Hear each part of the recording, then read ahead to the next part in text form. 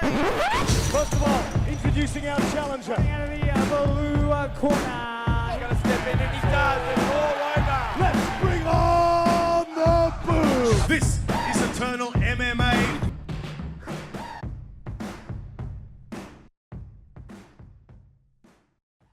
All right, everybody, welcome back and thank you for joining us here once again on another edition of the Eternal Insiders Podcast, powered by Fight HQ. Fight HQ, the official uniform partner for Eternal MMA. You can visit fighthq.com.au for all of your combat sports, training, and apparel needs. And with that, we welcome in today's guest. He is the two-time Eternal MMA lightweight champion, looking to become the three-time Eternal MMA lightweight champion when he takes on Harry Webb for the vacant Eternal MMA lightweight championship at Eternal 87 at the HBF Stadium in Perth, Western Australia on August 17. It's the smiling assassin himself, Mr. David Martinez. David, always a pleasure talking to you, brother. It's been a long time since we've had a chat, but always love having you on here. Thanks for coming back on, man. How you doing? Oh, man, fantastic. Well, that was a pretty good intro, bro. Freaking, like, you got all the details in lined up and you got it all. It was like, I was just sitting here waiting for the date. I'm like, is he going to mention the 17th? I was like, no, HBF Stadium, Perth, freaking Western Australia. Oh, this is the date. And I'm like, oh, heck. Rolling off pretty well there, bro. And hey, tell the people I got it right the first time, didn't I? Like, no double takes or anything like that. I nailed the intro the first time, didn't I? Tell the people, David, I got it right. Well, no, I can't bring myself to lie to the people, my friend. I'm so sorry. That's okay, man. That's all right. Fair warning. I did tell David, hey, if we don't get the intro right the first time, we'll start all again. But we got it right in the second time. So we love having David Martinez on here. We like to give him his shine. We like to make sure he gets the introduction he deserves. So we're here and we're here now, man. Like I said, always good to talk to you, brother. Big fight coming up. Lots to talk about. How's things been, man? I mean, how's the preparation ahead of this fight? I know, you love to get your preparation in nice and solid. This is going to be one of the biggest fights of your career, looking to capture that belt for the third time. How are things for you in the lead up to this one, man? Yeah, man, it's been an interesting sort of run with the preparation, just because of being such a quick turnaround from the previous fight. But outside of that, no, man, things have been going smoothly. I'm quite happy with it. I've also taken the time to regularly go down to Compton's and work with Don Marfan and the boys down there. And I've been really enjoying that, man. It's been a fantastic addition to my training. Oh, of course, you're training out of the Ignite Martial Arts Academy. You're going down to Team Compton Training Center and training with Don Marfan. What brought that about? Was it just the opportunity to mix it up with a few different people? What a gym that is, but why are we training down there? It all started when I ended up grappling Dom in one of the grappling comps, man, just on the regional scene. And I was like, man, this guy's good. I want to train with him. But I didn't realize all this time that Team Compton was like so close. In just like North Brisbane, and for some reason I just thought they were like halfway between Brisbane and the Gold Coast, and I'm like, oh, it's a bit too far for me to do with any regular basis. But when I found out they were that close, I was like, right, and I'm going down and I'm getting in some sessions with Dom, and you saw in my last fight, man, like the effect that it had on my the aggressiveness in my grappling in terms of like adding my strikes and elbows, and I believe that will continue into this next fight as well. Of course, Don Marfan, a fellow lightweight in your division, definitely a contender in the lightweight division. I mean, if you look at the landscape of that, potentially could be a future opponent of yours. Like, who knows in terms of how everything sort of shapes up. But, what did you sort of get out of training with Dom? You mentioned, obviously, it's helped you, take another sort of leap in your game. But what did you feel with Dom in terms of, sizing him up as a potential opponent? What was that like for you two to mix it up together? Man, he's a fantastic training partner, and I pretty much view him as like a coach in his own right. He's just freaking he's got a mind for it, man, and he's really sort of giving me a couple extra tools to play with in my own game, and it's paid off significantly. So I'm looking to continue training with him. We've got this fight coming up against, of course, Harry Webb at Eternal 87. Now, the fight that got us here was, of course, your last fight against Wes Kappa that only happened a short time ago. What a hell of a fight that was. I mean, against a West Coast legend, combat sports legend in Wes Kappa. Great performance on your end, man. Certainly wasn't without its challenges in terms of that fight, and we'll talk all about that. But overall, how satisfied were you with that performance? Man, I was just happy to get such a great fight with Wes. Like you said, he's a legend, particularly in the West Coast area. And like, man, at the start when they do the announcements and like they announced his name and like the crowd, the uproar of the crowd, I was like, holy heck, this is fantastic. Like he's clearly appreciated over there. But no, the fight itself, like you said, wasn't without its challenges. He gave me a run for my money in several aspects, but ultimately my style managed to prevail, and I got the job done. In terms of your expectations about, Wes and the challenges he'd present as an opponent, when you first got the matchup, in hindsight after the match, what were your sort of thoughts in terms of Wes, and did he meet your expectations in terms of, was he as tough as you thought? Was he about right, sort of in terms of what you imagined? How did he ultimately match up with you in terms of how you envisioned the fight would sort of go with him? What was he like? Yeah, definitely. Like his toughness and everything was exactly as I perceived it would be. But in particular, like his movement caught me off guard initially. I was like, he's moving a lot more than I anticipated him to. But I guess that was something they did in preparation for me specifically. Yeah, so I mean, like you were heading him off on the cage. I mean, that seemed to be like that's the classic sort of David Martinez style, right? Definitely a pressure fighter, looking to cut the fighter off against the cage and everything. But he did have his wheels under him, man. He was, certainly sort of looking to avoid you and avoid the takedowns and everything, which he did a fantastic job for only so much time before you managed to get him down. Just in terms of, the adversity that you faced in that fight too, you dominated large parts of it from sort of the early parts and certainly the end parts. You had that knockdown that you suffered at the hands of Wes. Now, talk me through that, man. I mean, it was a big left hook from him, but you recovered super well. Just in terms of that moment from that knockdown with that left hook, how hurt were you in that moment? Oh man, like as soon as I hit the floor, I was like, "Oh, what the heck is going on?" And I remembered, man, like I've got $200 on myself to win this fight. I better freaking like get up here. Yeah, but no, man, I didn't. In that moment, I really didn't have time to think about like, "Oh no," Tyler. I just had to freaking quickly regather my wits and put myself in the best position where I could just avoid any potential follow-ups. Type thing, just while I was assessing the situation in my head. And then after a while, I was like, you know what? I'm all good.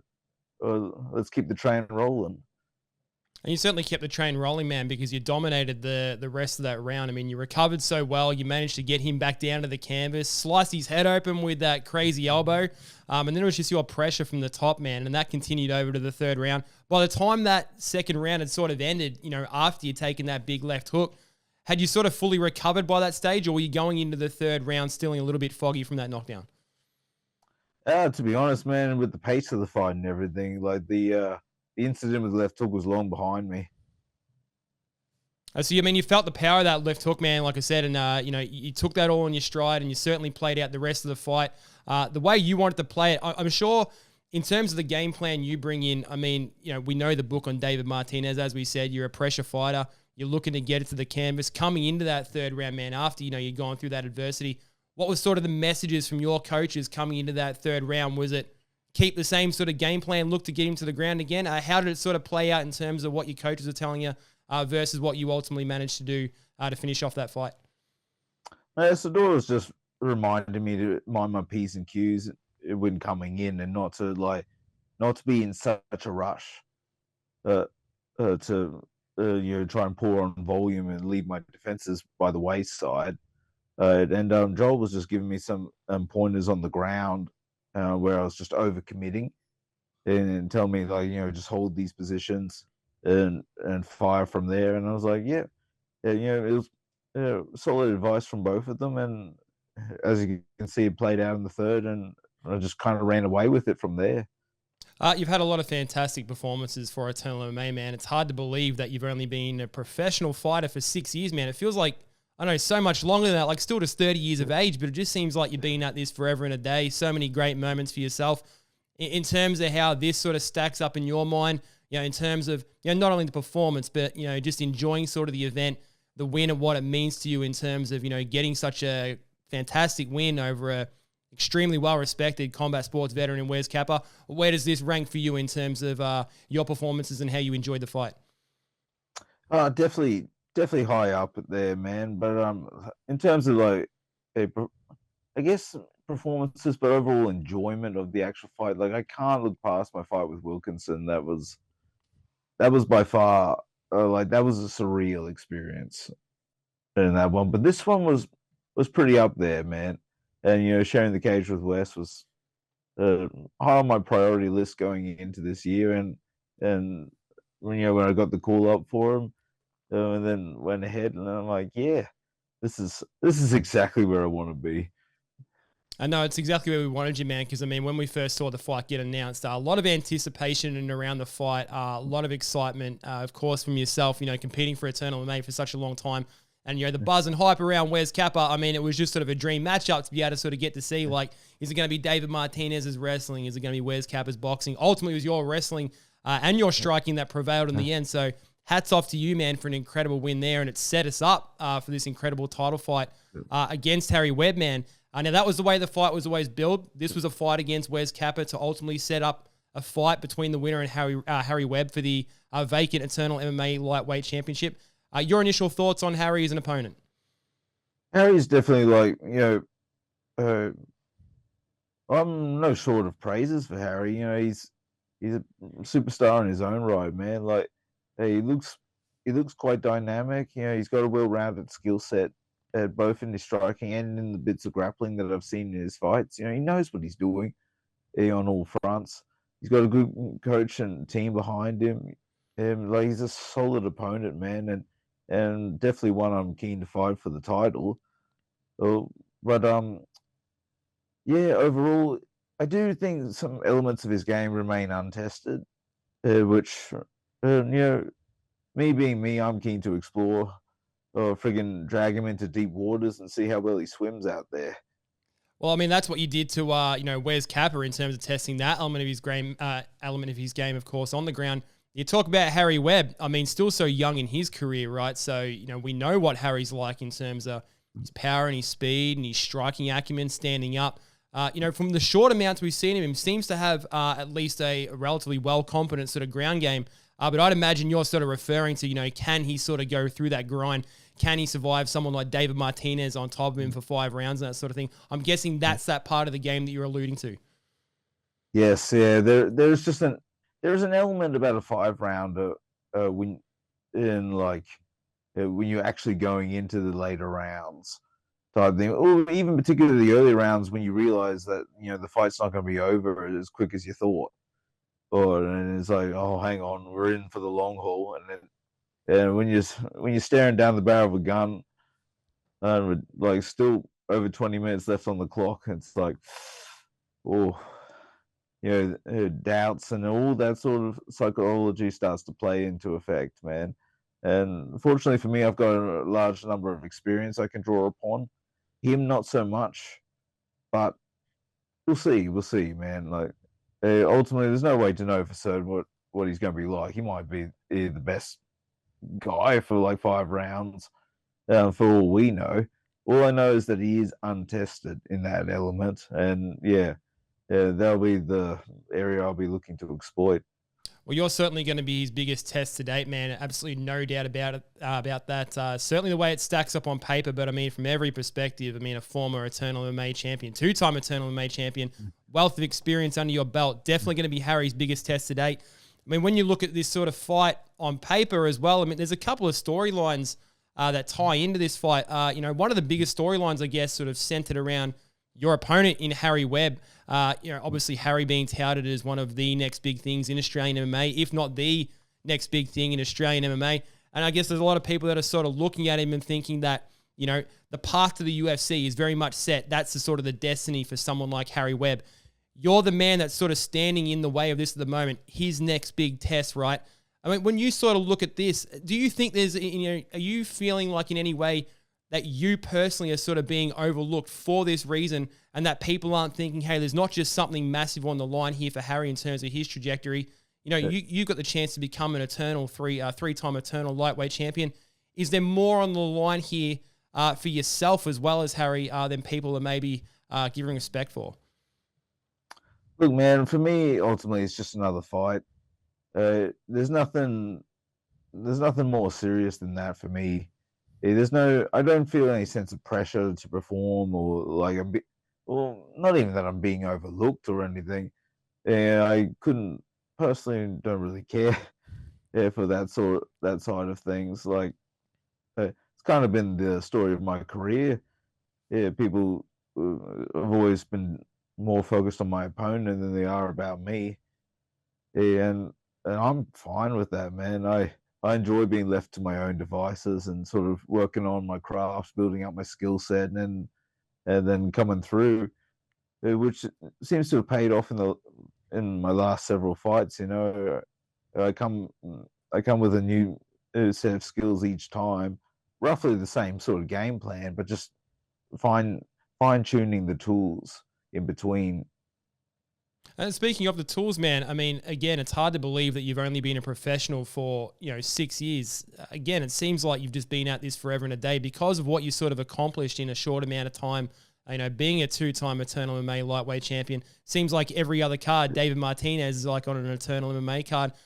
When you sort of look back through these portions of your career, man, you talk about the evolution of your game, like even from like a mental perspective, a physical perspective, a skills perspective, when you look back at sort of the start of your career to now, what do you think, what do you see in terms of the biggest changes you think you've made right through this sort of portion of your career? Look, man, I still can't believe it's only been 6 years. 2018, I think, is when you started your professional career. Far out. Yeah. For the pro stuff anyway. I mean, you've probably been at it for a longer grind in terms of the amateur stuff, but I mean, you look at your pro record, man. I mean, we're going back to, So your pro debut, unless Tapology's lying to me, September 2018 with a win against Peter Templar, man. So we're only 2024, man. It's crazy. Far out. Feels like it's been a lifetime now. It does, bro. man. It does. But no, like jumping back to your question, man, like the evolution of my game over time, like I came into MMA like I had a knack for grappling. I didn't really start off with anything and then go into MMA. I sort of jumped into it with the purpose of MMA, but I just gravitated toward the grappling because I was just strong and I had a natural feel for it. But over the course of my career, I've been able to develop my striking along with it, like particularly since initially when I started working with my friend Jimmo, that started to get a bit of change going in my striking. Then I met Ryan Doyle, and he's been just absolute fantastic for me. Like he's completely changed my stand-up game, and I continue to add new things because of him on top of that. And now further along, I've got Don Marfa and like fine-tuning my grappling and my ground striking side of things. And I'm like, I'm interested to see where I can take things from here, man. Like with Doyle and Marfan and both getting on my case about working on things. I'm like, we can really do something here. Just on that, man, in terms of how you sort of view your career, and I know you certainly don't, look past sort of the next fight. I know your eyes are firmly fixed on the lightweight championship, Harry Webb, and that sort of it. But I mean, when you sort of look at your career and what you've achieved so far in this short span of time, 12-6 record, the chance to become a 3-time Eternal lightweight champion, still just 30 years of age, man, like right in sort of the fighting prime of your career. Are you sort of starting to look at your career in any kind of different way? We're kind of entering a bit of a different phase for sort of where you're at. Are you allowing yourself to sort of think what's potentially beyond this? Like, how are you sort of viewing what sort of comes to the next sort of phase of your career, do you think?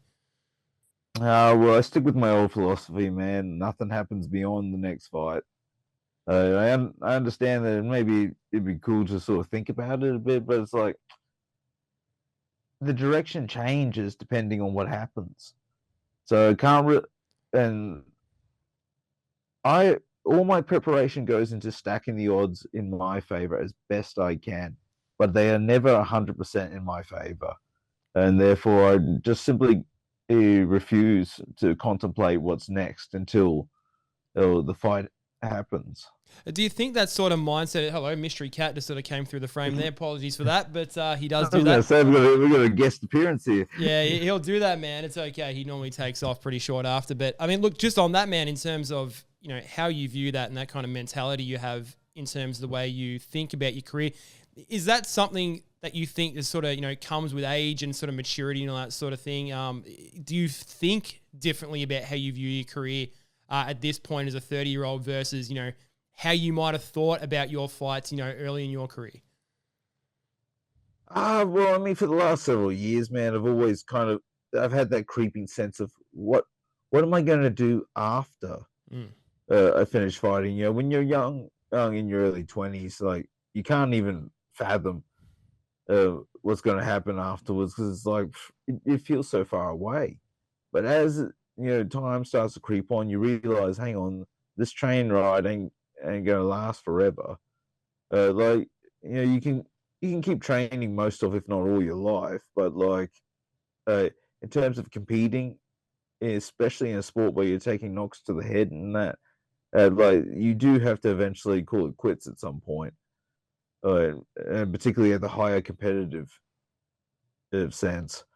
So it's kind of like, what am I going to do after fighting? And that's a thought that regularly appears for me, but at this stage, I can't really say it, because I know, just thinking 5 years ago, I was a completely different person. And so I know in another 5 years, I'm going to be a completely different person again. And so who knows it doesn't make sense for 30-year-old Dave to decide what 35-year-old Dave's going to do. Because 35-year-old Dave's going to be completely different. I totally agree, man. I mean, let's live in the here and now, right? And the here and now is a big-time title fight at Eternal 87 with Harry Webb that everyone's looking forward to, man. I mean, what a huge card that is. Always exciting when David Martinez is in a title fight for Eternal MMA. So heaps to look forward to there, man. And just quickly, just back on that Wes Kappa fight, I mean, one of the feel-good moments, or the feel-good moment of the night was, of course, the incredibly kind gesture you made when you declared that you wanted to donate a portion of your purse to Harry Webb and the Infinite MMA gym and the team there after they suffered an unfortunate arson attack, just a disastrous event, just a monstrous event that happened for those guys at Infinite MMA. You knew you were going to be facing Harry, and you made that declaration at the end of the fight with Wes Kappa. Why was it important for you to make that gesture? Man, look, just touching on that, I heard they were attacked again, and this time probably I think just a robbery. Yeah, broken into again. Yeah, and that's terrible, man. And once again, conducted by cowards. But I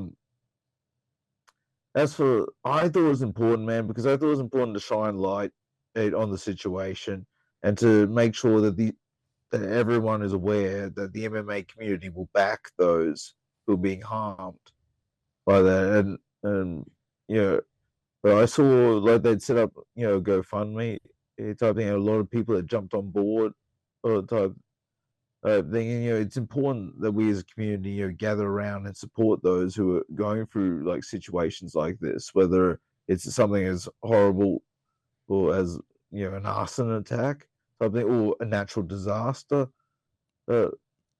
Anytime one of the gyms is struck down, we should all rally behind and help them as best we can, keep the sport and the community strong.